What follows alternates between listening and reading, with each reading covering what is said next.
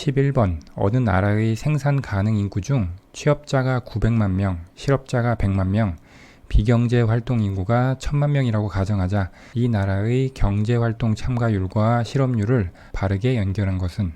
11번 문제는 생산 가능 인구를 의미하는 15세 이상 인구에서 경제활동 인구와 비경제활동 인구로 나눠지고, 경제활동 인구는 취업자, 실업자로 구분이 된다는 점을 활용해서 경제활동 인구와 15세 이상 인구, 생산 가능 인구를 구한 다음 아래와 같은 공식에 의해서 경제활동 참가율과 실업률을 도출하면 되겠습니다. 생산 가능 인구 중 취업자가 900만 명, 실업자가 100만 명. 그러면 자연스럽게 경제활동 인구는 1000만 명이 되죠. 그리고 비경제활동 인구가 1000만 명이라고 했으니까 결국 생산 가능 인구인 15세 이상 인구는 2000만 명이 됩니다. 구하라는 것은 경제활동 참가율과 실업률인데, 먼저 경제활동 참가율은 15세 이상 인구분의 경제활동 인구가 됩니다. 그래서 2000만 명분의 1000만 명이 되고요. 거기에 지수화를 하기 위해서 곱하기 100을 해주면 50이 나오고, 얘는 50%를 의미하죠. 그 다음 실업률은 경제활동 인구분의 실업자입니다. 경제활동 인구가 1000만 명이고 실업자가 100만 명이니까 10%가 나오죠. 그러면 이게 답이 되겠네요. 따라서 11번 문제는 2번이 답이 되겠습니다. 12번 통화량을 감소시키는 요인만을 모두 고르면 단 부분 준비제도화의 화폐 공급 모형에서 법정 지급 준비율과 초과 지급 준비율의 합이 1보다 작고 다른 조건은 일정하다. 한 나라의 통화 공급은 본원 통화의 통화 성수를 곱한 것으로 결정이 됩니다.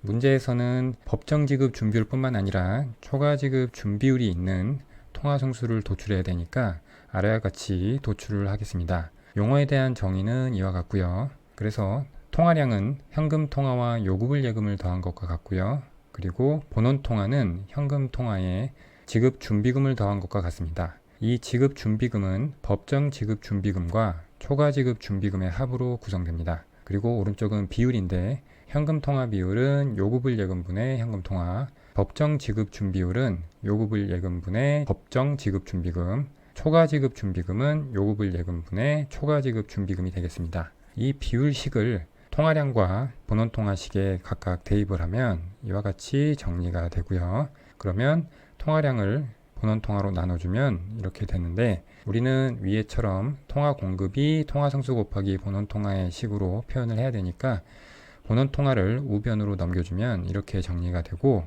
여기서 본원 통화 앞에 붙은 이 개수가 바로 법정 지급 준비율과 초과 지급 준비율이 존재할 때 통화 성수에 해당합니다. 그러면 문제에서 통화량을 감소시키는 요인만을 모두 고르라고 했는데, 통화 공급이 감소하는 것이죠. 그렇게 되려면 통화 성수가 감소하거나 본원 통화가 감소해야 됩니다. 지금 통화 성수를 구했으니까 보기 중에 통화 성수와 관련된 것을 한번 찾아보면, 디귿의 예금자의 현금 통화 비율, 이것은 요구불 예금분의 현금 통화인데 이것이 감소했다고 했습니다. 우리가 구한 식에서 현금 통화 비율은 CR을 의미했죠. 직관적으로는 예금자의 현금 통화 비율이 감소한다는 것은 현금 보유를 줄인다는 것이고, 그렇게 되면 예금자들이 저축을 하게 되겠죠. 저축을 하게 되면 그 저축한 돈을 가지고 은행이 신용 창출을 추가적으로 할 수 있게 돼서 통화 성수는 커지게 될 것이라는 것을 생각할 수 있습니다. 그래서 통화량, 통화 공급은 증가하게 되고요. 그러면 디귿은 통화량을 증가시키는 요인이 되겠네요. 이것은 통화 성수의 식에서도 살펴볼 수가 있습니다. 지금 보면 CR이 분자와 분모에 동일하게 있는데 이것이 감소했을 때 어떻게 되는지를 보는 것인데, 지금 분자에는 CR 옆에 1이 있고 분모에는 지불 준비율의 합이 있습니다. 그런데 문제에서 법정 지급 준비율과 초과 지급 준비율의 합이 1보다 작다고 했으니까 이 부분이 1보다 작은 것이죠. 그러면 전체적으로 분수는 분자가 분모보다 더 커지게 되니까, 예를 들면 우리가 이것이 2분의 3이라고 해보겠습니다. 여기서 동일하게 현금 통화 비율이 감소했다면 분자와 분모에서 동일한 폭만큼 감소하겠죠. 그런데 우리가 어떤 분수식이 있을 때 이것이 1보다 큰 경우에는 분자와 분모에서 같은 폭만큼 하락을 하면 이 분수가 커지는 것을 알 수 있죠. 예를 들어 분자와 분모가 1만큼 감소했다고 해보면 이것이 1분의 2가 돼서 기존의 2분의 3은 1.5였죠. 그런데 2로 증가하죠. 그래서 수치로 봐도 예금자의 현금 통화 비율이 감소하면 통화 성수는 커진다는 것을 알 수 있습니다. 그 다음 리을을 보면 시중은행의 초과지급 준비율의 감소입니다. 이것은 역시 통화 성수를 보면 이 ER이 감소하는 것이죠. 그러면 분수에서 분모가 작아진다는 것이고 그것은 통화 성수가 증가한다는 것을 의미합니다. 따라서 이것도 통화 공급을 증가시키는 요인이기 때문에 틀린 보기가 되겠고요. 답은 기업과 니은이 맞으니까 1번일 텐데 중앙은행의 정책 수단에 대해서 간략하게 살펴보도록 하겠습니다. 중앙은행의 대표적인 통화정책 수단은 다음과 같이 세 가지가 있습니다. 먼저 재할인율 정책입니다. 재할인율이라고 하는 것은 중앙은행이 상업은행의 대출 또는 어음을 재할인해 줄 때 적용하는 이자율을 조절하는 것이 됩니다. 보기에서 보면 니은에서 중앙은행의 재할인율 인상이라고 되어 있는데 이렇게 재할인율이 인상이 되면 상업은행은 대출이나 어음 재할인을 꺼리게 됩니다. 그래서 그것은 본원 통화를 감소시키는 요인으로 작용해서 통화량을 감소시키는 요인이 됩니다. 그 다음 두 번째 통화정책 수단은 공개시장 조작 정책입니다. 이것은 중앙은행이 공개시장에서 금융기관을 상대로 채권을 사고 파는 것을 의미합니다. 보기에서 보면 기억에 있는데 중앙은행의 공개시장 매도입니다. 즉 공개시장에서 채권을 매도를 하면 그 대가로 금융기관이 가지고 있는 현금을 중앙은행이 매입하는 격이 되겠죠. 그렇게 되면 본원 통화가 감소하게 되고 역시 통화량은 감소하게 됩니다. 마지막으로 중앙은행의 통화정책 수단으로 지급준비율 정책이 있습니다. 이것은 상업은행이 중앙은행에 의무적으로 예치해야 하는 예금인 필요지급준비율의 비율을 조절하는 것을 의미합니다. 필요지급준비율을 만약에 중앙은행이 증가시키게 되면 상업은행이 의무적으로 중앙은행에 예치해야 되는 예금이 증가하게 되니까 대출 여력이 감소하게 되겠죠. 그렇게 되면 통화성수가 감소하게 됩니다. 즉, 이 통화성수의 식에서 보면 분모에 있는 이 법정 지급 준비율이 증가하게 되면 분모가 커지니까 통화성수는 작아지겠죠. 그렇게 되면 통화 공급은 감소하게 됩니다. 정리하면 공개시장 조작과 재할인율 정책 1번, 2번은 본원 통화 MB에 영향을 미치고요. 지급준비율 정책은 통화성수 m에 영향을 미치는 수단이 되겠습니다. 문제에서 통화량을 감소시키는 요인은 기억 니은이니까 답은 1번이 되겠습니다. 13번 기술 진보가 없는 단순한 솔로우 모형에 대한 설명으로 옳지 않은 것은 먼저 솔로우 모형의 가정을 살펴보면 기술 진보가 없는 단순한 솔로 모형이니까 생산함수는 이렇게 콥 더글라스형 생산함수가 되고요. 이것은 규모에 대한 수익 불변의 성질을 갖습니다. 즉 생산 요소인 자본량과 노동량에 람다를 곱한 람다 K와 람다 L을 대입을 했을 때 그것이 원래의 생산량 Y에 람다를 곱한 것과 같아지는 성질을 가지고 있습니다. 그 다음 인구 증가율을 n, 감가상각률을 델타라고 합니다. 그리고 생산물 시장의 균형식인데 기술 진보가 없는 단순한 솔로 모형은 정부의 존재도 없다고 가정하기 때문에 총 공급이 소비와 투자의 합으로만 이루어집니다. 그 다음 저축함수 또는 반대로 소비함수의 가정이 되겠습니다. 총 저축은 생산의 평균 저축 성량 s를 곱한 것으로 결정이 되고요. 이것은 거꾸로 이야기하면 경제의 총 소비가 1 평균 저축 성량, 즉 평균 소비 성량을 생산 또는 소득에 곱한 것으로 결정된다는 것을 의미합니다. 이러한 가정하에서 균제 상태의 조건을 구하면 이와 같은 모습이 됩니다. 성장 모형에서 균제 상태라고 하는 것은 정상 상태 또는 균형 성장 경로라고 하는데 경제가 초장기적으로 균형인 상태를 의미합니다. 이것은 경제 변수들이 일정한 증가율을 가지는 상태를 의미하는데 솔로 모형에서는 이와 같은 식으로 정의가 됩니다. 그래서 평균 저축 성향 곱하기 1인당 국민소득 y는 1인당 자본 k의 증가 요인이고요. 그리고 인구 증가율과 감가상각률을 더한 것에 1인당 자본량을 곱한 것은 1인당 자본량의 감소 요인이 됩니다. 경제가 초장기적으로 균형에 있으려면 1인당 자본량의 증가 요인과 감소 요인이 같아야 되겠죠. 그래서 이것을 0으로 만들어야 되고요. 그렇게 정리를 하면 이와 같은 모습이 되고 그래프로 나타내면 1인당 생산함수가 그려져 있고요. 거기에 저축률을 곱한 1인당 저축 곡선이 그려져 있습니다. 이것이 1인당 자본의 감소 요인과 만나는 점에서 균제 상태가 성립이 되고요. 그래서 균제 상태의 1인당 자본량을 K스타, 균제 상태의 1인당 생산량을 Y스타라고 합니다. 이때는 1인당 자본량과 1인당 생산량은 시간이 지남에 따라 변하지 않고 안정적으로 유지가 됩니다. 즉 변화율이 제로가 되게 됩니다. 그 다음은 황금률의 개념인데, 황금률은 균제 상태의 1인당 소비를 극대화하는 조건이 되겠습니다. 이 조건은 1인당 자본의 한계 생산성이 감가상각률과 인구 증가율의 합과 같아지는 것을 의미합니다.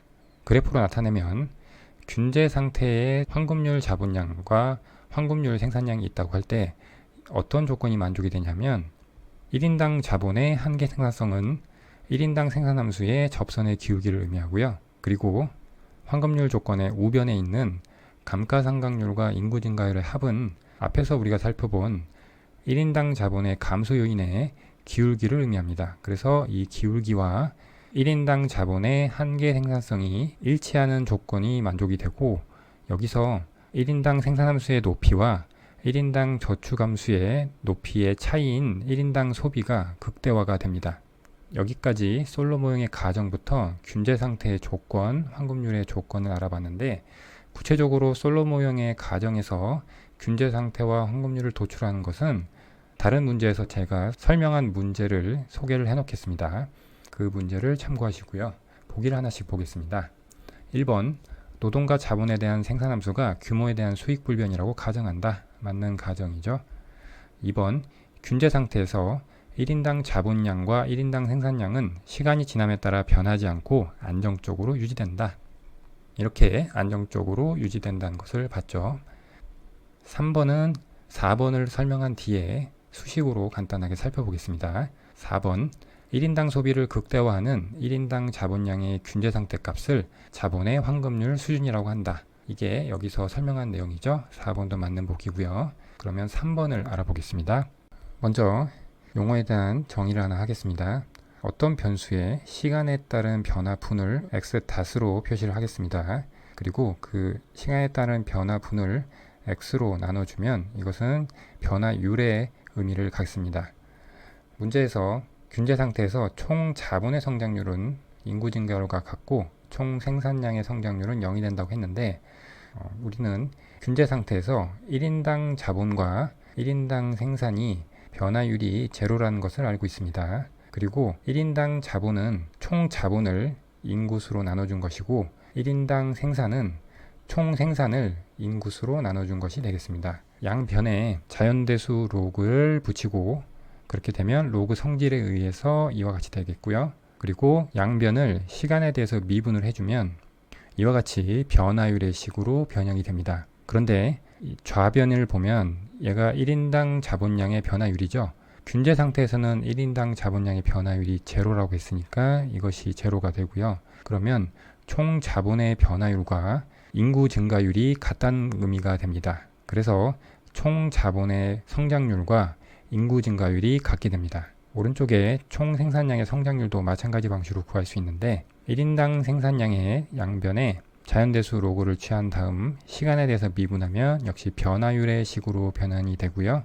균제 상태에서는 1인당 생산량의 변화율이 제로니까 역시 이것을 0으로 놓으면 총 생산량의 성장률은 인구 증가율과 동일하게 됩니다. 그런데 보기 3번에서는 총 자본의 성장률은 인구 증가율과 같다고 해서 옳게 서술이 되어 있는데 총 생산량의 성장률이 0이 된다고 했기 때문에 이 부분이 틀렸죠. 따라서 13번 문제는 3번이 답이 되겠습니다. 14번, 어떤 폐쇄경제 국가의 거시경제 모형이 다음과 같을 때 균형 이자율을 구하면, 소비의 행태 방정식부터 화폐 공급까지 나와 있습니다. 그리고 기호에 대한 정의는 이와 같이 되어 있고요. 14번은 폐쇄경제, 거시경제 모형에 관한 문제인데, 생산물 시장의 균형을 나타내는 RS 곡선식과 화폐 시장의 균형을 나타내는 LN 곡선식을 연립해서 구하는 문제가 되겠습니다. 표현을 시장 청산 조건 1, 2라고 했는데 1번은 생산물 시장을 의미하고요. 2번은 화폐 시장을 의미합니다. 그래서 생산물 시장의 균형식에서 주어진 행태 방정식을 대입을 해서 Y에 대해서 정리를 하고요. 그리고 시장 청산 조건 2번에서는 화폐 시장의 균형식을 통해서 Y에 대해서 정리를 한 다음 생산물 시장의 균형 조건과 화폐 시장의 균형 조건을 연립을 해서 구하면 균형 이자율은 2%가 나옵니다. 따라서 답은 2번이 되겠습니다. 15번, 소국인 A국은 쌀 시장이 전면 개방되었으나 국내 생산자를 보호하기 위해 관세를 부과하기로 하였다. 관세 부과의 경제적 효과로 옳지 않은 것은 단 국내 수요 곡선은 우하향하고 국내 공급 곡선은 우상향하며 부분 균형 분석을 가정한다. 15번 문제는 소국 경제의 관세 부과에 대한 효과를 묻고 있는 문제가 되겠습니다. 그래서 문제에서 주어진 대로 그래프를 그리면 이와 같이 되고요. 국내 수요 곡선과 국내 공급 곡선은 우하향, 우상향 그렸고, 그리고 수입제 시장만 분석하는 부분 균형 분석이 되겠습니다. 일단 최초에 이 소국인 A국은 쌀 시장을 전면 개방한 상태였고, 이 상황에서 국내 생산자를 보호하기 위해 관세를 부과한 상황이 되겠습니다. 그래서 초기 균형, 즉 전면 개방되어 있는 상태는 이 피스타라는 국제가격 하에서 A국 소비자들이 D1까지 소비를 하고 있고, 생산자들은 S1까지 생산하는 상태가 되겠고, S1에서 D1만큼 수입을 하고 있는 상태가 되겠습니다. 이 상황에서 관세를 부과하면 쌀 시장의 국제 가격보다 관세만큼 가격선이 위로 상승하게 됩니다. 그렇게 되면 이 가격 피스타 플러스 T의 가격하에서 생산량은 OS1에서 OS2로 증가하게 되고, 수요량은 OD1에서 OD2로 감소하게 됩니다. 그리고 수입량 역시 S1, D1에서 S2, D2로 감소하게 됩니다. 잉여를 살펴보면 생산자는 생산량 증가에 따라서 A만큼 생산자 잉여가 증가하고요. 소비자는 소비량이 감소하니까 A, B, C, D만큼 소비자 잉여가 감소하게 됩니다. 그리고 정부는 C만큼의 관세 수입을 얻게 되고요. 그렇게 되면 사회적 후생은 이 세 가지를 더한 마이너스 B, 마이너스 D로 인해서 소국이 관세를 부과하면 후생 손실이 발생함을 알 수가 있습니다. 보기를 하나씩 보면 1번 국내 소비량은 감소하며 수요가 가격 탄력적일수록 감소 효과가 커진다. 국내 소비량은 OD1에서 OD2로 감소를 했는데, 만약 수요가 가격 탄력적이라면 관세 부과로 인한 가격 상승에 의해서 수요량의 감소폭이 더 커지겠죠. 그래서 1번은 맞는 보기고요. 2번 국내 생산과 생산자 잉여가 증가한다. 가격 상승에 의해서 생산량이 OS1에서 OS2로 증가하고 생산자 잉여 A만큼 증가했죠. 3번 사회후생의 손실 B와 D만큼 손실이 발생했습니다. 4번 수입의 감소로 국제가격이 하락하므로 국내 가격은 단위당 관세보다 더 적게 상승한다. A국은 소국이기 때문에 A국의 관세 부과로 인한 A국 수요의 감소가 쌀의 국제시장 가격에 영향을 미치지 않습니다. 즉, 소국은 국제시장에서 결정된 가격을 받아들이는 가격 수용자로서 역할을 하게 되고, 관세만큼 국내 가격이 상승하는 것으로만 반영을 해줘야 됩니다. 따라서 이 4번은 A국이 소국이 아니라 대국인 경우에 해당되는 설명이므로 틀린 보기고요. 그래서 15번의 답은 4번이 되겠습니다. 생산자 잉여와 소비자 잉여의 그래프를 따로 한번 보면, 생산자 잉여는 최초 피스타 국제가격 하에서 이 파란색 삼각형만큼 얻고 있었는데, 관세가 부과되면 이 핑크색 삼각형으로 증가를 하게 되죠. 그래서 A만큼 생산자 잉여가 증가하는 것이고요. 소비자 잉여 같은 경우에는 노란색 삼각형만큼 얻고 있었는데, 가격 상승에 따라서 빨간색 삼각형으로 감소하게 되죠. 그래서 A, B, C, D만큼 소비자 잉여가 감소하게 되는 것입니다.